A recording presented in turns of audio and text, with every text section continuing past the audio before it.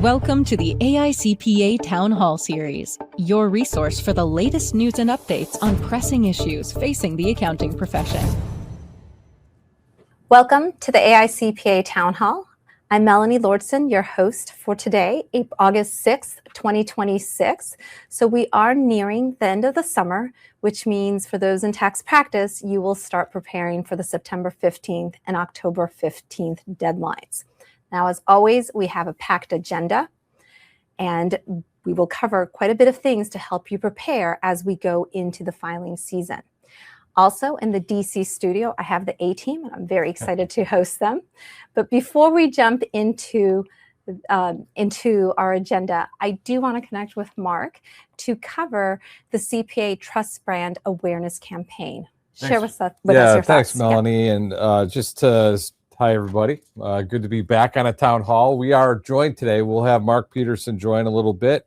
We also have Jan Lewis, our chair of the AICPA and the association, joining us as well. Jan has grown up in volunteerism. She's been a big part of who we are. She happened to be here for other meetings that she and I had and got to hang out with the Tax Executive Committee, which she grew up with. And so it was kind of nice, an old home day to come back in and meet with the Tax Executive Committee. So that's kind of why we're all in DC doing a variety of things.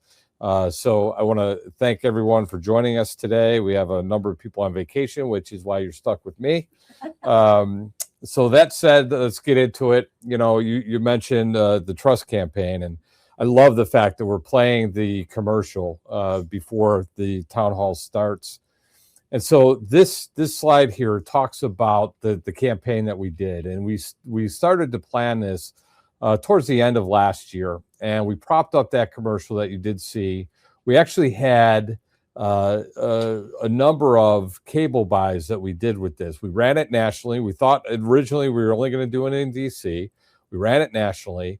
You see at the bottom there, our national reach were 10.5 million views, which is absolutely phenomenal. And of that, locally in the DC market, we were 2 million views. And the why of the ad and the campaign is to really get business leaders thinking about CPAs again and reminding them of how we are the trusted profession and who we are, whether we're doing tax, audit, advisory, it doesn't matter. We are the trusted profession. And this thing hit well. You know, you see the views that are there, just incredible feedback. Melanie was just telling me all her local friends, they've been seeing our ads in the metro. We had a big billboard on the corner of a rental building just outside of Washington Nationals Park. I had members who were texting me the ad in the billboard, and, you know, they'd be watching it on TV. I was just in a meeting today. 2 people said they saw the ad on as they were on their treadmill in the morning. So just really great feedback. Great to see it. Now, as far as other updates, this is kind of like a mini profession update as I typically work on. And so I'm not going to bore you with all the details that are here. There is a lot that's going on.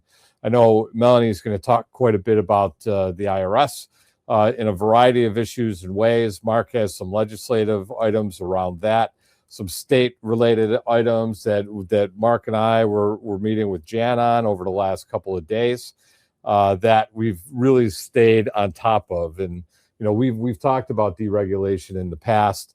You know, I don't want to say it's quiet right now, but we also have stepped up, you know, thanks to the work on Mark's team. We have an organization, the Alliance for Responsible Professional Licensing, ARPL, we are a member of. I met with all of the CEOs in that group, so our association counterparts and engineers, architects, landscape architects. There's about 10 groups in total, and we met just to kind of touch base. And that was a very instrumental group in helping us forward in what we wanted to do. But the 2 things I really wanted to focus on here today, because one just keeps popping up in just about every meeting that I've been at in the last month or so. There's been proposed legislation or some legislation that's passed in some states trying to reduce the requirements for smaller governmental entities over audit. So maybe instead of a full scope audit, we're going to allow for agreed upon procedures. Maybe we're only going to look at the grant funding. Maybe it's you know, the debt service that we're going to only do agreed upon procedures for. And there's been a lot of discussion around this. I heard from our members, we talked about this a year ago. the small firm auditor wanting to get out of the governmental space because it wasn't profitable. They're messy. The governments have a hard time finding the right people to do it.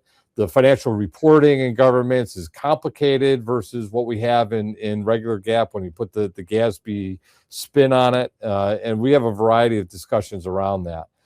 I'm talking to a number of people internally. We need to look at CAS for government. When I talk to so many small firms, when they stepped up their CAS practice, not-for-profit is where they typically started. That's where the market was wide open and so many different companies needed the help. And so I think we have opportunity here, and we need to provide resources to help our member firms.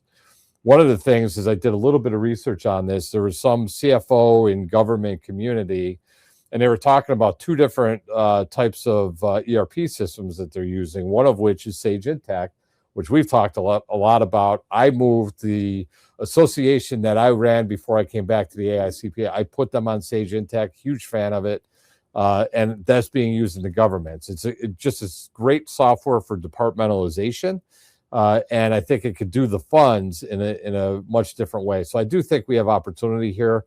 Be talking to some firms in the near term to figure that out.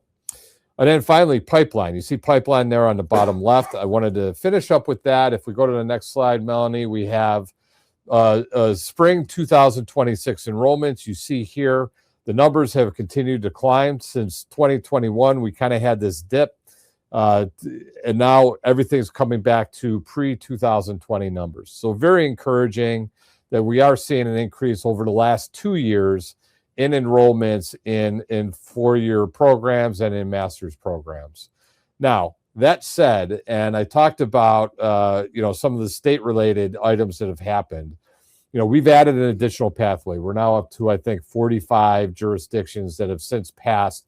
A number of them have come online or will come online in 2026, and then the majority of them in 2027 into 2028.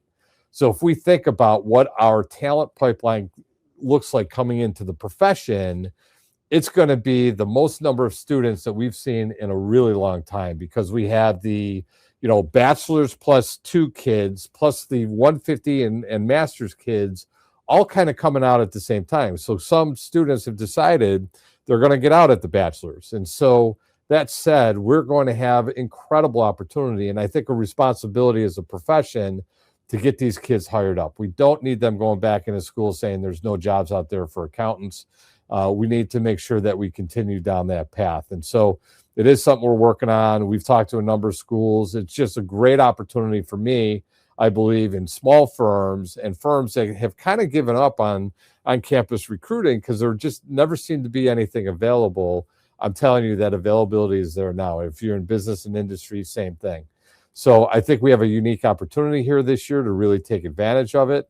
Yes, training is going to be different than it's ever been, but I do think we have that opportunity. So that, Melanie, in a nutshell, is kind of the update that I wanted to provide. That's very encouraging. And like always, there's something going on in DC, and hopefully Mark can provide us some encouraging news there. Sure. A little muggier than the picture here, here in Washington, Melanie. So where we are right now, the House of Representatives has gone home for the August work period or recess. The Senate is still trying to hammer out a few things before they leave town. They could leave as soon as today or even carry it into the weekend. And then they will be gone until it looks like about mid-September. I've got some issues I want to take you through, Melanie. Digital assets, AI legislation, a little bit on tax, and I'm going to turn it over to you guys. There's also some language that we've mentioned that made it into the Defense Authorization Bill. The Defense Authorization Bill has become a vehicle because it's must pass, and they are able to find a bipartisan majority to get that passed. So it's attracted language. We've seen language in there dealing with Chinese companies that are on U.S. exchanges. There's currently language in there that is a challenge for the profession for partnerships, which basically says, and it's not focused on the profession, but it's focused on making sure that all those public funds, all that taxpayer money goes to investment into defense production, not into stock buybacks or not into capital distribution. The problem is the way it's written. If you're a partnership who's doing contract work for the Department of Defense, you can't get paid. That language was included in the Senate. It's not in the House. They're going to have to reconcile that when they come back this fall. So we do think that we're going to get to a resolution on it, but we're going to have to stay on it. So the next slide, let's talk about government shutdowns. Unfortunately, we're kind of back at that time of year. End of September, we're going to hit the end of the fiscal year for the U.S. government. The House, before they left, July 21st, passed a government funding resolution, a CR, continuing resolution, which is just kicking the can down the road, okay? So it's not a budget. It doesn't have the appropriations bills in it. It was what we consider a clean continuing resolution, where it just current level funding out to December 4th. The Senate is expected to pass before they leave one that kicks the can down the road to December 11th. They've also have some other language in there, primarily focusing on prohibiting the administration from canceling grants during the period of the CR or this funding being in place. So no matter what happens, when they get back, they're going to have to reconcile these two different dates. If, let's say, they get back in mid-September, September 15th, they're going to have 2 weeks to figure that out. Otherwise, we're going to run into a government shutdown, which, as you know, heading into the fall filing season is a problem with Treasury and the IRS and the other agencies we work with. The other thing I'll mention is a CR past the election sets up a lame duck session. So that means we have members of Congress coming back after the election. Some of them have lost their election. Some of them have announced their retirement or run for other office. But there is a post-election session where they're going to have to clean up government funding. It will also be an opportunity for other legislation. The other thing I would mention, because I think we could see it this fall, is a reconciliation bill. The House passed a $95 billion reconciliation package. Most of it's focused on defense spending. There is some other spending for the agricultural community, Department of Homeland Security. The most important thing to remember about reconciliation is does not require that 60-vote supermajority in the Senate. So that is another vehicle that's going to be out there this fall. So although the calendar is short, there are several things going on that create some opportunities for us. So let's talk about AI. I'm going to shift to AI really quickly. Lots of discussion we've had about AI as it relates to the administration, but Congress has actually introduced a bipartisan framework. I don't think this is going to get done for all the things I just said this year, but I do think that this framework is going to get invested in by lawmakers in order to live on past the election. And so it does give us some opportunities. And of note for the profession is the language creates a regulator, the Center for AI Standards and Innovation. And in that, it creates a category of third-party independent verification organizations, IVO. We got another acronym for you. And so the regulator, the Center for AI Standards and Innovation, will certify these third parties that, by the way, look a lot like us. CPA is not written in there. However, these are the kind of services that we could obviously do, because what they're going to do is provide assurances that there are risk frameworks that are in place to prevent, to confirm that there is catastrophic risk mitigation. I am for mitigating catastrophic risk, so that is a good thing. Great conversations that are going on with lawmakers. I think, again, this is where that trust campaign comes in, Mark, because they are looking to the profession to provide trust in areas like AI. Next slide. Now, the White House has actually put out, and they've had several executive orders that they put out, but we are anticipating another plan to come out. Two things. The administration is really focused on not creating regulatory hurdles so that they can compete through innovation with countries like China and some of the other, Europe and the EU. So they're focused on that, but one of the issues is that there is some concern, national security concerns, that the AI creators pre-certify or pass by what they're planning to, these AI models, pass the administration so that they confirm that it doesn't create a national security risk. The other part of this we anticipate is going to be a state preemption, because they are concerned about a patchwork of regulation coming from the states.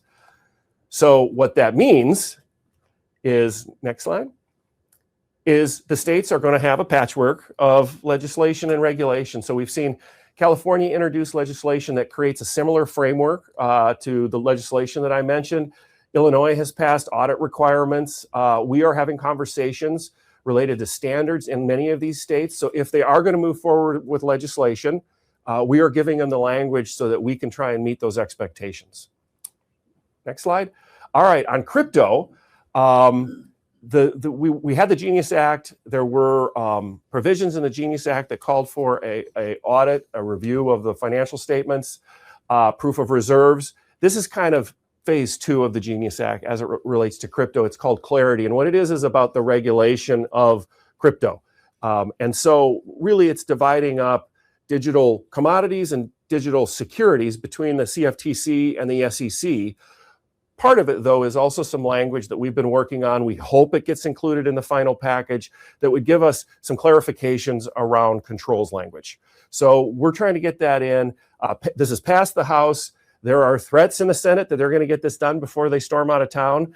But there are some challenges. One big issue has been negotiating over ethics language about, particularly members of Congress and members of the administration and their engagement with crypto. Next slide. So here's another one. We've been given updates for the last year and a half on what's going on the tariff front. The Supreme Court made a decision which impacted the initial tariffs. So there's a process right now of refunds that are coming out to companies. At the same time, the administration has used new authority, example of this Section 301, which is unfair trade practices. They're really blaming workforce challenges as far as introducing these new tariffs. So there's been lawsuits that are coming from the Democratic AGs. So a lot of this is being litigated at the same time it's going on. The importers that are getting their refunds are trying to figure out if they were actually granted a refund. Are they going to use that money? Or are they going to actually have to just give it right back to the government because of the reimposing of some level of tariffs? So this all plays out. It's playing out on Capitol Hill. It's playing out in the courthouses as well. Lastly, I said there'd be a little tax action. The Taxpayer Assistance and Service Act, bipartisan. It has been supported by Ron Wyden from Oregon and Senator Crapo from Idaho. It has just passed the Senate Finance Committee. It's got some great provisions in it that Melanie is going to take you through. One did not make it in the package that is disappointing for us, though, and that was the SAFE Act, which is basically a safe harbor for extensions if you're 25% or 125% of the previous year. A lot of practitioners have talked to us about the relief and the certainty that would provide. Unfortunately, when the Joint Tax Committee scores these bills or these provisions, this came out as a revenue loser. We don't necessarily agree with the modeling around that score of revenue, and so we're going to again try and find another opportunity to continue to push that, Melanie. And that's actually a perfect segue, Mark, into the technical updates because we have the TAS Act here too. So even though we are disappointed about the SAFE Act, there are really good provisions in there for taxpayers. And again, this is bipartisan. So if you look at sections 101 through section 105, those really are about digital access for taxpayers and making their lives easier as they go through and try to interact with the IRS. And there is a QR code for a little deeper dive into the bills so that you can read through them. Now, sections 108 and 405, those are about the hardships and protections for taxpayers. So 108 has to do with economic hardship. And if you have a collections, what alternatives are there for you? And as Mark mentioned, the shutdown, we are getting to that point where there might be a shutdown. And this last shutdown was an extended lapse in appropriations. And there are some protections for taxpayers there too. Another piece of it that's very important has to do with preparer regulations, which is something that we have been working on for at least a dozen years and longer. But this provision actually has support by various stakeholders too. And this would provide a minimum level of professional minimum standards that we have to meet. And then, of course, there's Section 903, which is the extension of the mailbox rules. So for those who file tax returns and are in practice and you're submitting that electronic return at midnight on April 15th, this would ensure that it would be timely filed electronically. So lots of good provisions in there. Now, every year, the Journal of Accountancy and the Tax Advisor has an annual software and practice issues survey, and the results have come in. This year, there are about 1,800 respondents to the survey, and we see some of the trends here, particularly with technology and pressure. People are satisfied with the software that they have, but there is mounting pressure around those costs of that software. And how do you integrate it, and how do you extract and import information to and from that software? So frustration is there. With AI, that is where we saw the biggest shift in mindset for people. And now nearly 2/3 of people are using AI for research purposes. So we've seen a huge change. And then we have the practice challenges, and we've asked them, what are those challenges? We're going to get into the details now of that survey. So again, one thing to know, none of those numbers will add up to 100, and that's simply because people had to pick their 3 top challenges, so that makes sense. But number 1 came in IRS's services and contacting the IRS. It's about the quality of being able to reach out to them and resolve issues with a human being at the IRS. Now, that was one of the top issues last year. It wasn't number 1, it bounced up to number 1, but that also kind of makes sense with the new legislation that has come forward. Now, the biggest shift that we saw has to do with managing expectations and setting boundaries with the clients. So last year, our members were trying to get information from clients and trying to get it in timely so that they could move forward with the tax preparation. This year, it's a little different. There's a lot of anxiety and a lot of questions around particularly that new legislation and what's happening with all the changes. So again, not a surprise, but that is where our members are seeing an increase in challenge. And of course, there's the workload compression, which came in 3rd. And that's exactly what the SAFE Act is working towards, trying to alleviate the workload compression during the filing season. Okay, one of the other things that we talked and asked our members is, if you're expanding your services, what types of your services are you expanding into? And the biggest growth area had to do with tax advisory, with a 25% of them going in this area. And then the second one was client services, advisory services, coming in at 19%. So that tells us that our members are looking for new streams of revenue. And there's also the thinking, we've heard a little bit of AI, that if you are using AI, maybe it gives you the opportunity to go into these higher level types of services that members can be offering.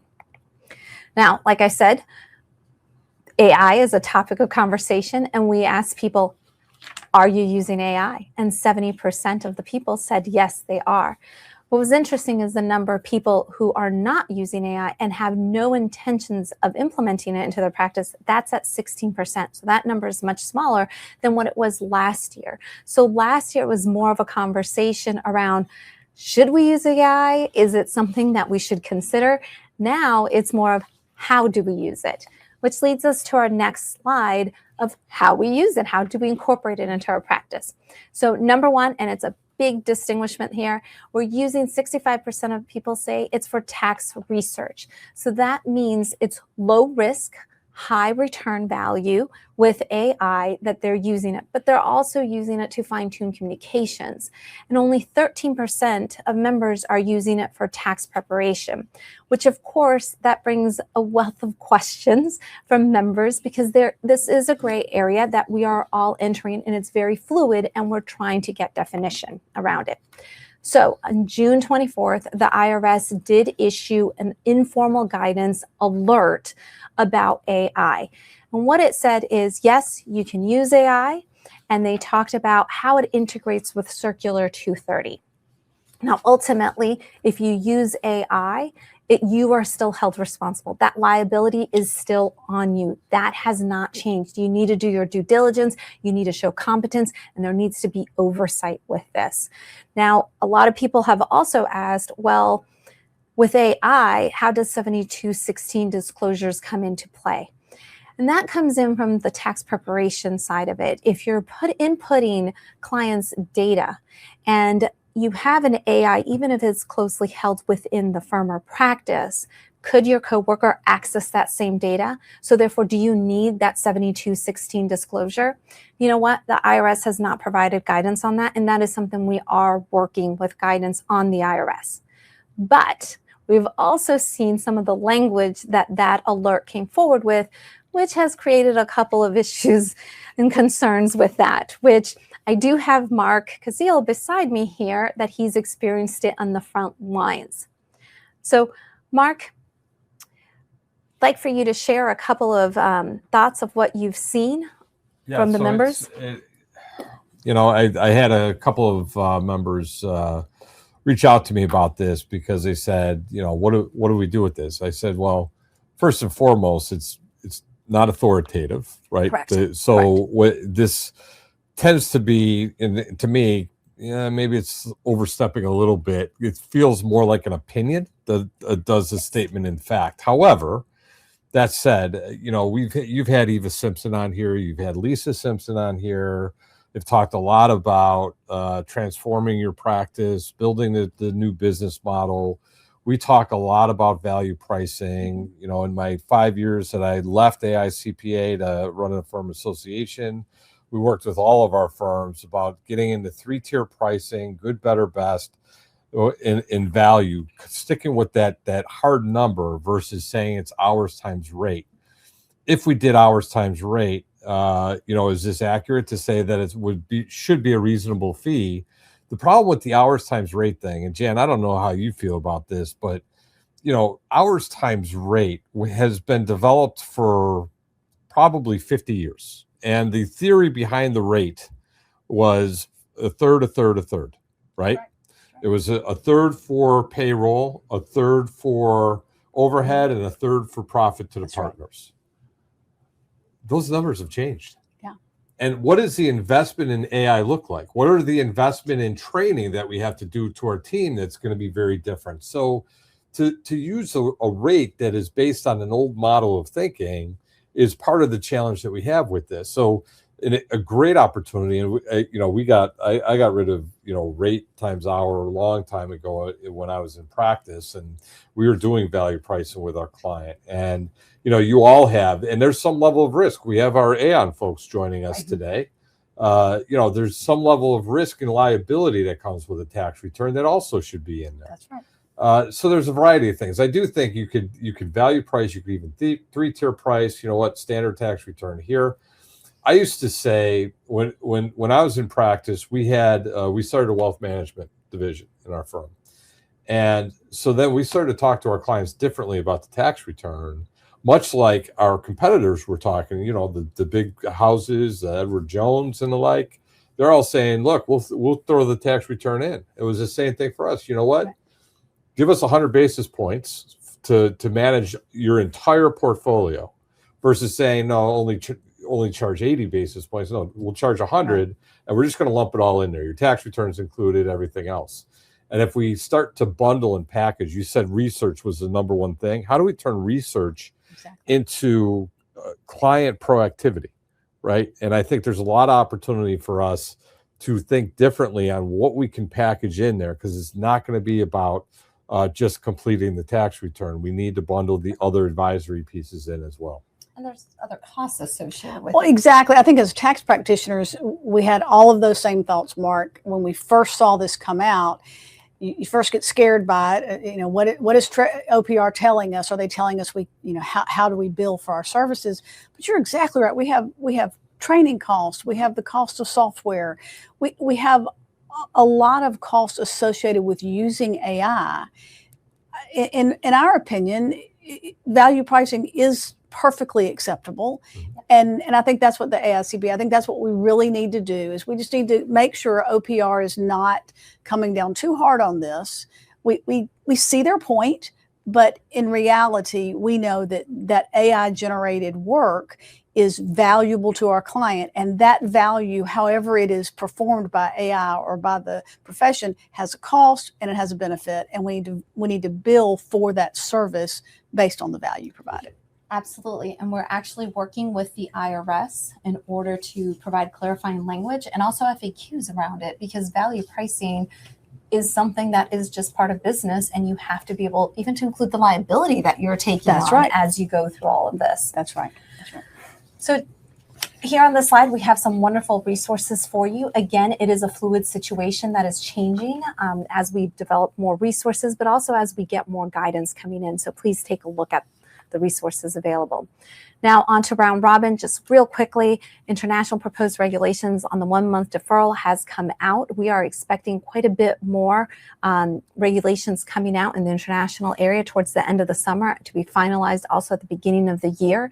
And also as we start into the September 15th work, also be aware that the business tax accounts have received expanded access with that. Now we're going to move in with our chair, Jan Lewis, to talk about CP53E notices. Now, there have been lots of pain points around this notice, and the IRS has told us point blank that there are no erroneous notices. Now, a lot of this is stemming from the fact that they have identified over 1.2 million returns that at the time of filing were not in a refund position. However, there was a net adjustment to those returns, 1.2 million of them, that then became a refund position. Taxpayer was unaware, and they received these notices, which weren't really friendly. Well, yeah. How much time do we have, Melanie? So that's exactly right. I think we instinctively say erroneous. Technically, okay, they're not erroneous. For example, I live in an area that's affected by a lot of storms and hurricanes and tornadoes and high winds, and so we had some time periods that maybe the estimated tax payments were halted or some requirement. Calculating the estimated tax penalty for a client was very complicated in 2025 because of those moving due dates. So we had several. They're exactly right. At the time of filing, there was no refund. The IRS adjusted the estimated tax penalty, which then created the refund. The issue is the notice that's coming out is not, we've adjusted your account. We found that your estimated tax penalty needs to be changed. The first notice they get is the CP53E because immediately that comes out. Oh, we need your direct deposit so that we can deposit your refund that we didn't even know we had. So I understand that it's not erroneous, but it is confusing. I will say that. And it scares people. It scares our think clients. It's fraudulent. That's right. And that's not to say, I do believe there are scams going on with this, because obviously, bad actors see, oh, this is maybe a way that I can, get someone's bank account. So yes, clients do need to be careful. What we experience at our firm is our clients expect us to handle things for them. And so usually when they get the notice, the first call they make is not to the phone number on the notice to give their bank account. I don't think that's what they do. They call us. A true IRS CP53E notice is basically just going to say, we have a refund. Log into your online account. The client only log into their online account, right? And update your bank account information. And then there is a phone number on there, but if I'm right, the phone number just gets a pre-recorded line. Machine. Yes, exactly. So first of all, if you're ever getting a call that says they're the IRS and we need your bank account information, that's not going to happen. Right. But I do think just the notices, and I've told Melanie the story of a client that's estimated tax penalty got changed by $1, and they spent 70 cents on postage mailing the 53E notices. Now, I guess, Melanie, let's say you do nothing. Okay, you do nothing with the notice. Right. In 6 weeks, the client's going to get a refund check. Correct. Right?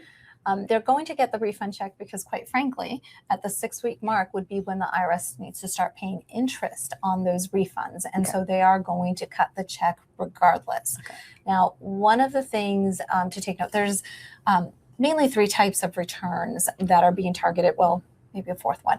So the first one is when you're expecting the CP53E notice. So that's the taxpayer that knows they're getting a refund, but intentionally did not provide that direct deposit. So they know they're going to get this notice with that. The second type of taxpayer is the taxpayer that had a refund, and they may have provided that direct deposit information already. But the thinking behind the IRS on that, if there is that net positive adjustment, okay, at the time of preparing the tax return, you have the option of how that refund gets allocated. Right. Right? So it can go into one account, multiple accounts, some of it can go into estimated payments. There are various ways that the refund can be treated. And because of that, when you have a net positive adjustment, even though you gave them that direct deposit information for that refund showing on the tax return, If the refund amount is different, the they're refund- not going to deposit. That difference Right. does not automatically go to direct deposit, and they're going Right. to get this notice, which then makes it very painful because, as you said, our members are coming to us to resolve the problem for them. They don't want to log online, create an account, go in there, Yeah. and put in their direct deposit information. And one thing too, even if you call the practitioner line or the regular 1040 line, they can't help fix you. this. They can't fix it. You have to go online and provide that direct deposit Or wait 6 information. weeks. Or wait 6 weeks. That's right. That's right. The other scenario, which we have seen, is if people have a refund and they're applying it to estimated payments, and then they get this additional refund coming in. Why can't that be applied? Again, it goes back to the same thinking Right. of they need to know each time what to do with that Right. refund. Right. And we've had examples of maybe the prior year overpayment was applied to the 2025 payments. It was claimed, still came up with a refund or maybe had a balance due, whatever the case may be on that original return. Somehow, some way, the client's prior year return had been adjusted. So that overpayment changed. Here go the notices again, because you're going to get the CP53. I guess the concern here is the client gets the notice, the client gets upset. The client doesn't have an online account in some cases because, they just don't want to, or, I have elderly clients that are not going to go online and get an online account. So then they call us. Again, there's not a whole lot of ways to explain it other than just to explain it to the client. And they can either go online or wait for the refund. Now, I do think as CPAs, and maybe one solution to this overall problem is go ahead and get the power of attorney so that you can run a transcript just in case. Absolutely. And that's where you will see that net positive Exactly. adjustment. And the IRS has requested, if your client gets one and you think it's an error, check that transcript. Exactly. And that's a good idea in any case. Right. I've had estimated payments be posted to the wrong year. Things like that happen. It's always good to look at the transcript just to see what's happening there.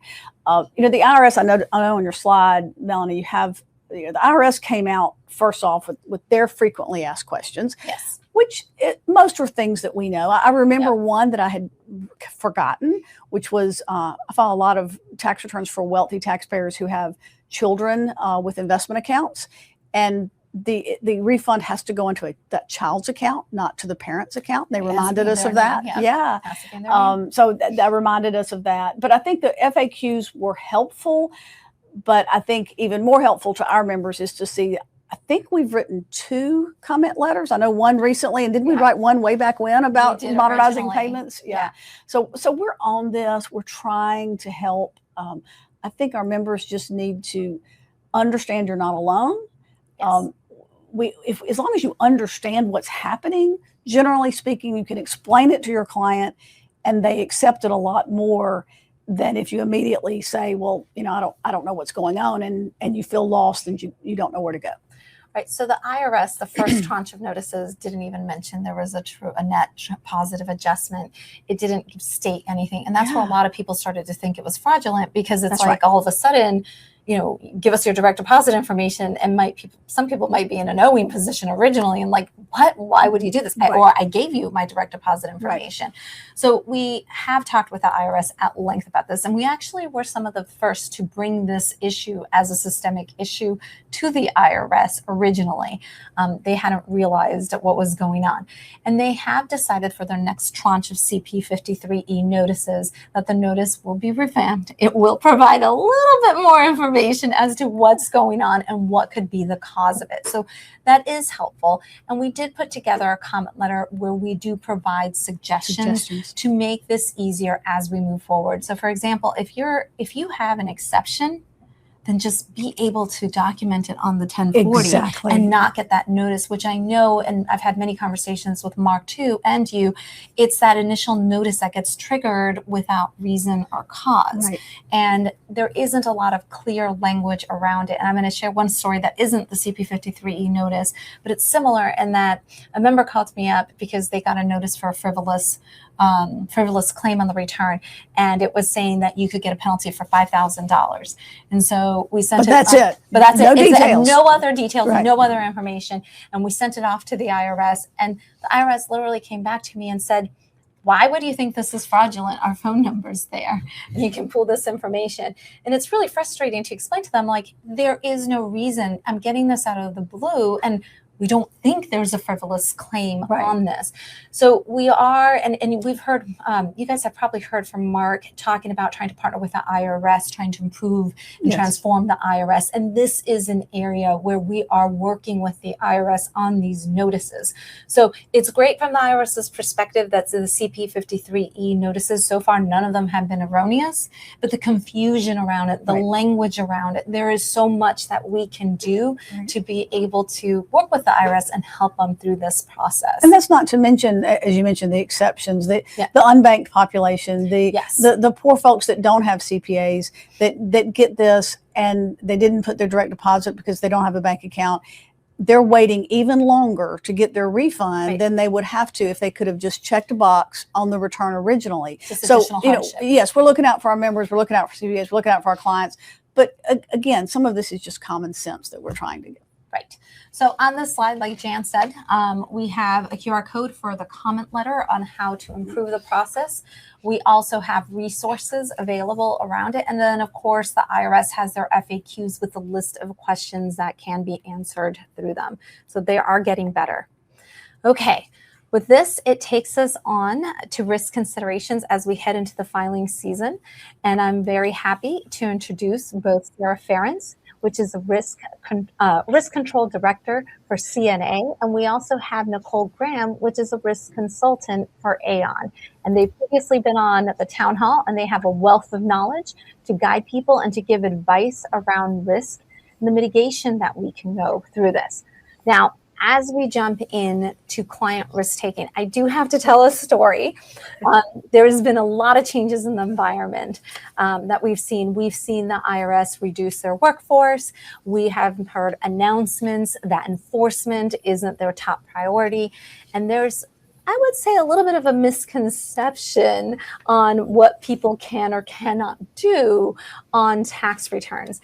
And I actually had a member call me who had a long-standing client who was a straight arrow. She did everything by the book. She provided all her information. She did not want anything missed on her tax returns. And this past year, she couldn't find some of the income that she needed to report. And she told the member, she goes, you know what? IRS probably isn't even enforcing this. So I really am not sure it's worth my time or energy to find this income because I won't get audited. And that's what she told our member. And our member, of course, knowing, wait a minute, this isn't accurate, that's not right. She did encourage her to find that income, and they did it. But this was a woman who was a straight arrow, and for years, there had been no issues or problems.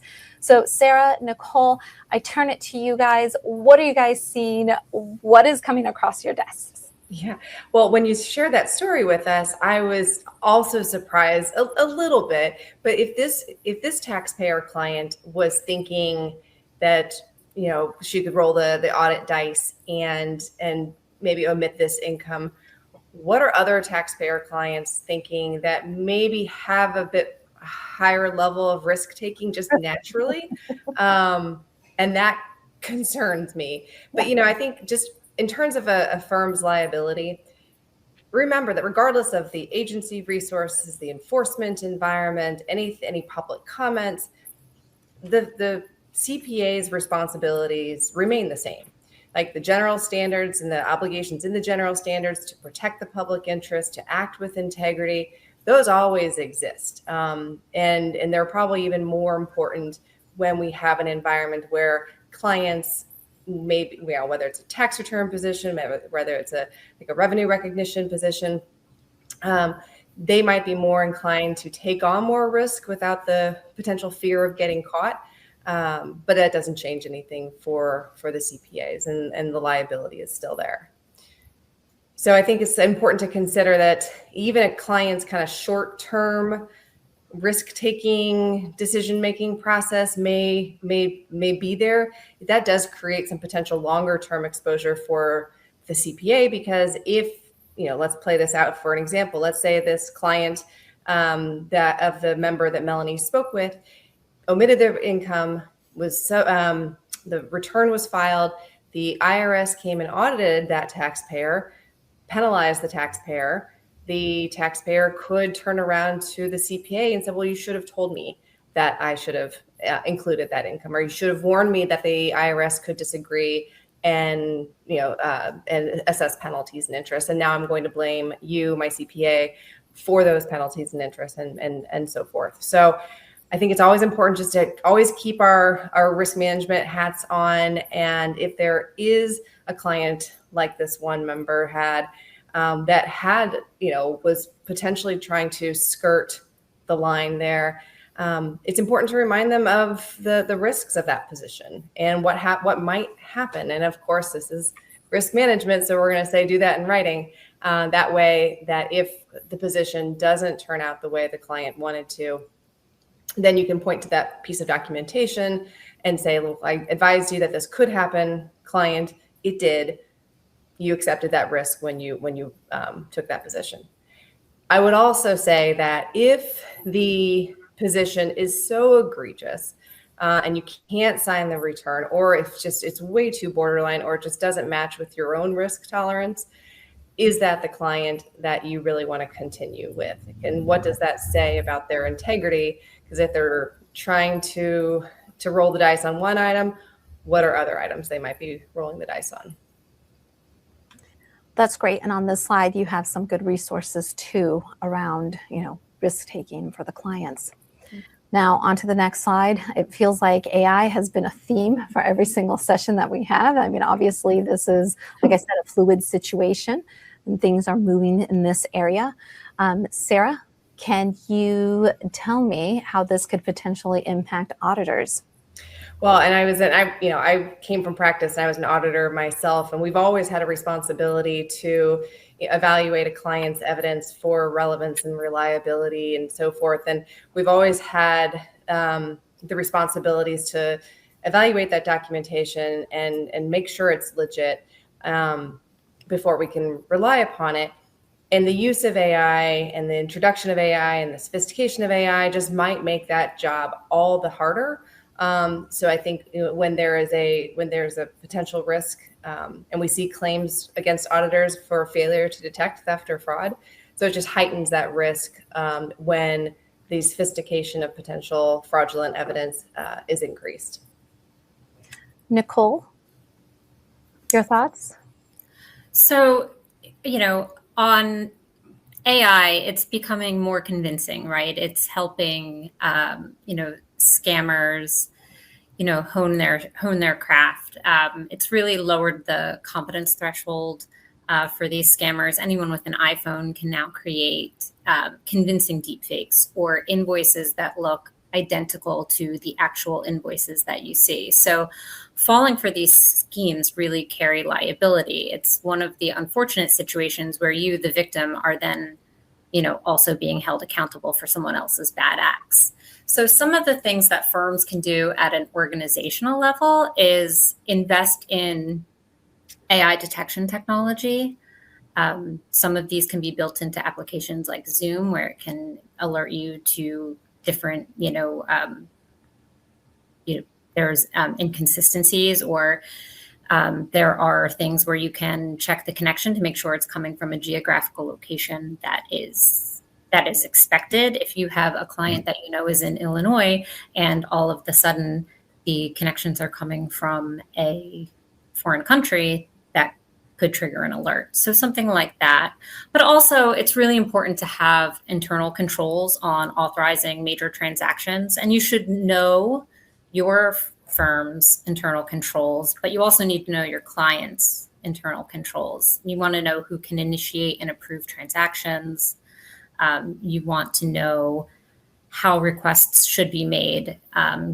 Maybe you don't allow requests via email. You want to use a more secure platform for that requires some form of, two-factor authentication. And you're going to always want to have a system in place to confirm payment requests. And these are all great ideas, but at the same time, this requires rigorous and regular training of your employees, because they're going to be at the front lines and they're going to be the ones who, ultimately can protect your firm from falling victim to one of these scams. So you want to, express to your people that they should remain vigilant and, share common schemes that are happening with them, make sure that they're aware of different things that they could fall victim to. And also just train them to be skeptical, right? They want to have heightened scrutiny on any unusual or unexpected transaction requests. Anything where there's a sense of urgency, they should take a beat and pause and try to, make sure that they are following instructions or following internal controls. If there's a story that just doesn't fit or seems off, that's another thing. This deepfake technology is scary. And I feel as though people are very nervous about potentially falling for one of these. And, one of the ways you can tell your people to prepare is to just, one, get to know your clients. If their client is talking in a way that they don't normally talk to you, that should raise a red flag. Just having a knowledge of the actual person is helpful. Or even if you don't really trust yourself to know them to that extent, then maybe have a code word with the client. And then just make sure that they're always following these, internal controls for payment requests. And just making sure that, that they're always, keeping track of who any of these unusual requests. So we actually have a question, Mark. I think on AI, Nicole and Sarah. So one of our attendees asked, with increased use of firms of AI, what changes should we as practitioners be aware of for our practices, and what recommended safeguards do you have? So it's really around the use of AI internally, not just about the fraud around AI. But any thoughts on, from a risk standpoint, what are you guys focused on or telling firms they should be doing with AI tools they're using internally? Well, I think Melanie mentioned it earlier, and this is really alluded to in the IRS notice too, is that you're still responsible for the ultimate work product, regardless of how you get there. Whether that's using outsourcing professionals, whether that's using your own employees, whether that's using AI. At the end of the day, you're responsible for the work product that goes to the client. And if you use AI to get there, then you have responsibilities regarding its quality and the output and reviewing it, just like you would the output that's generated from any team member in your firm. And then same thing goes for protection of clients' confidential information too. That's those two responsibilities, quality and protection of confidentiality. Those two requirements, exist now and have always existed. Right. Mark, at one of the conferences I was at, they mentioned to treat AI like you would a brand new intern. Mm-hmm. Well, you wouldn't let an intern's work product go out without reviewing it. So we've got to review our AI. That's a good point. Very good point, man. Might be smart. AI might be smarter than an intern these days. I'm not going to go there. Yeah. Okay, so a lot of people are feeling the pressure with the economy. When they go to the grocery store, groceries are more expensive. At the gas pump, the prices have gone up. What does the economic cycle do to the claims? What pattern are you guys seeing? Well, when we see claims, they are closely correlated to the economic cycle, especially when it comes to, say, like an audit claim. When times are good and people are making money, then claims, generally speaking, don't arise. When people lose money, they sue their CPA or someone sues the CPA, whether it's like an investor or a bank, because they lost money. So whenever we see kind of periods of economic boom, usually claim activity is slightly lower depending on the type of service, especially. But then when we see periods of economic decline, we see claims generally tick up.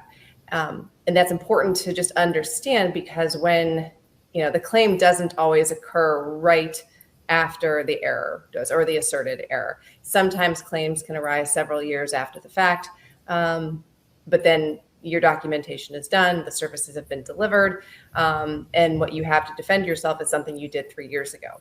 So, Nicole, you want to add anything? I agree with everything you said, and I think that really the key for practitioners is to help yourself today for, down the road. As you said, these claims can take years to develop. So some of the things that I think are really important to do now are your, cover your risk management basics, right? Documentation is so key. So as an attorney who spent the bulk of her career defending professional liability claims, I will tell you that the cases are document intense. It's hard to rely on memory alone. So you want documentation, not only to help you remember and recall what happened during the course of the engagement, but also to verify your version of events. And if you are ever involved in the litigation and you have an attorney assigned, the first thing they're going to do is they're going to ask for your engagement letter, and they're going to ask for your documentation. So documentation is vitally important, as we have said, I feel like throughout this segment, but just sort of keeping, making sure that any, important client decisions or mutual understandings are documented to keep, expectations aligned is so key.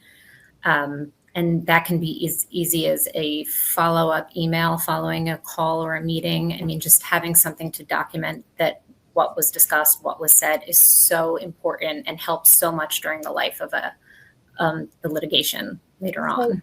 As part of the documentation, you guys have provided some risk allocation provision examples that can be included.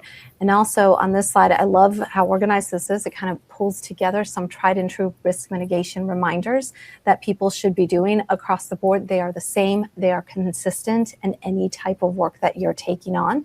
And it's a good reminder. It's administrative, but take that extra time to do it. It will pay tenfold at least to do this, and it gives you some protections there.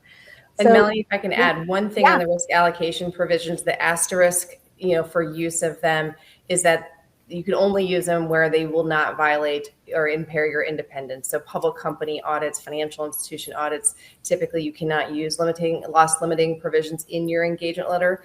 Those do impair independence. So that is my asterisk for use of these provisions. But in general, yes, we support them.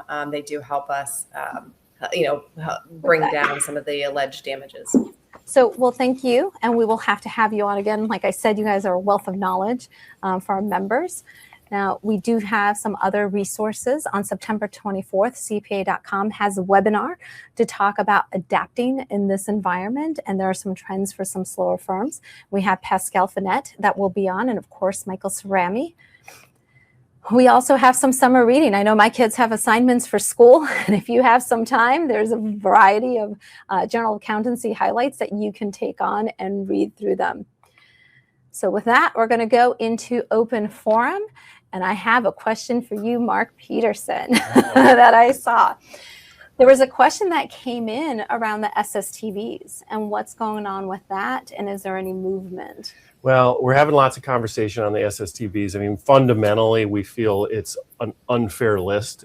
We provide just as much economic value to Main Street as corporations, and we think we should be treated fairly. So we're continuing to have that conversation. The reality is it's a political reality of policymakers don't want to be accused of helping those that appear to be well off. Now, there are rock stars and professional athletes on that list, but I wouldn't categorize us with them.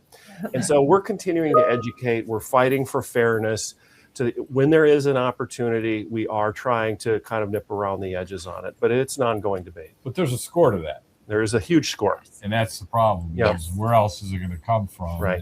And trying to get that resolved. Well, you sound like some of the people I lobby, because that's what they say is, okay, how are you going to pay for it, Mark? Yeah, but it's unfair. I know. it is unfair, and it's the unfortunate thing is, not everything's logical in Washington. And not only that, but the whole SSTB terminology came about in the 199A. Sure did. But then what else could it be used for? We saw that last year with the PTE. Well, you always have to stay on top of it because that language could be used somewhere else. Those categories get pulled around from issue to issue. Right. So I'm going to take a quick question that I saw coming in around the Kwan case and the status around that. There has been no movement around the appeals. So for those who filed protective claims, that is still on hold. We have not seen anything moving, but we will keep you up to date as we move with that. Jan, do you have any questions or something you want I was going to say one more thing when we were talking about CP53E, talking so much about refunds and payments to be made electronically. Yes. Let's just not forget, still for the time being, you can make payments to the IRS by check. Correct. If you choose to do that, obviously they encourage electronic payments, but the focus is on the electronic, the direct deposit of refunds. Right now, you can still make payments by check. Okay, great. Now, as a reminder for everybody, our next town hall is August 20th, and we encourage you to find your friends in the accounting and finance colleagues and invite them to register. It is packed full of information. Also, we do rebroadcast for the town hall, and the next rebroadcast is Monday, August 10th at 1 p.m. And also, please take the town hall survey. We really do welcome feedback on how to best provide you information for your benefit. So for all of you, thank you so much for joining us on this town hall, and we look forward to seeing you again. Thank you for your participation. You can also subscribe to the AICPA Town Hall series on your favorite podcast platform, as well as watch archives on YouTube and find resources at cpa.com/townhall. Tune in for live broadcasts Thursdays at 3 p.m. Eastern Time.